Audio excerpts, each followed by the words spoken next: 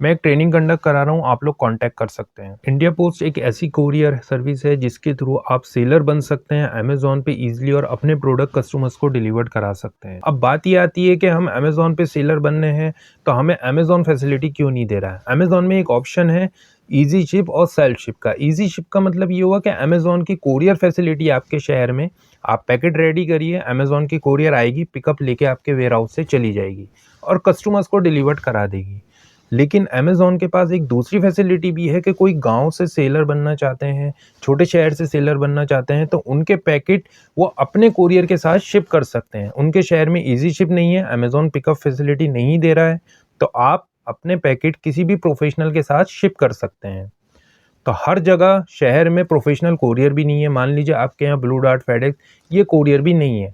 तो आपके पास एक ऑप्शन है कि आप इंडिया पोस्ट के थ्रू शिप कर सकते हैं। जब अमेज़न पे आपको ऑर्डर आए, आप उसको पैक करिए, पोस्ट ऑफिस जाइए और वहाँ पे देकर आ जाइए। तो वो आपको स्लिप देंगे, अमेज़न पे आके आप उस ट्रैकिंग आईडी को अपडेट कर दीजिए। अब यहाँ पे कुछ प्रैक्टिकल प्रॉब्लम होती है, वो मैं आपको बताता हूँ। देखिए, जब हम आपके शहर में इंडिया पोस्ट होगा, आप इंडिया पोस्ट ऑफिस गए, वहाँ पे देखा आपने भीड़ हो रही है, लाइन लगी हुई है क्योंकि आप एक सेलर हैं, आपके पास 10 पैकेट हैं। तो आपके पास इतना पेशेंस होना चाहिए कि वो लाइन ख़त्म हो जाए, जब आपका नंबर आए तब आप उसको देंगे और वो स्लिप दे देंगे। इसका दूसरा ऑप्शन ये है कि आपके शहर में फ्रेंचाइज़ी भी होगी इंडिया पोस्ट की। उस फ्रेंचाइज़ी को देखिए, वहाँ पे जाके पैकेट दीजिए और जो प्रॉब्लम फेस करेंगे आप प्रैक्टिकली, जो लाइन में खड़े होने की, उस प्रॉब्लम से आप सॉर्ट आउट करके आप ईज़िली अपने पैकेट वहाँ पे दे देंगे फ्रेंचाइज़ी में और वही फ्रेंचाइज़ी जो है हेड ऑफ़िस जाके दे देंगे। तो ये जो प्रॉब्लम है ये आप जो है आपकी ख़त्म हो जाएगी। क्योंकि मैंने 2013 में जब मैं सेलर बना था तो इसी तरीके से मैं शिप करता था। हेड ऑफ़िस में जाता था तो भीड़ होती थी, तो मैं फ्रेंचाइज़ी को देकर आता था, वहाँ से ट्रैकिंग आईडी लाके और अपडेट कर देता था और वो 1 दिन बाद वहाँ पे शो करने लगता था वेबसाइट पे कि आपका पैकेट शिप हो गया है। अगर अमेज़न की पिकअप सर्विस नहीं है तो हम किसी प्रोफ़ेशनल कोरियर के थ्रू क्यों नहीं शिप कर सकते? पहली बात तो ये है कि बहुत से शहरों में इन कोरियर की फैसिलिटी है ही नहीं, जैसे ब्लू डार्ट, फेडेक्स। लेकिन अगर है तो बहुत ज़्यादा चार्जेज़ हैं। जैसे हाफ़ केजी का वो ₹150, ₹200 इस तरीके से आपसे चार्ज करेंगे। बहुत सारे ऐसे सेलर्स हैं जो इंडिया पोस्ट की सर्विस ले रहे हैं, चाहे वो नए सेलर्स हों, चाहे वो एक्जिस्टिंग सेलर्स हों। कुछ बुक्स मैंने मँगाई हैं, ये मल्टीपल सेलर्स से मँगाई थी। एक वेस्ट बंगाल के हैं, एक जबलपुर के हैं, उन्होंने शिप करा इंडिया पोस्ट के थ्रू।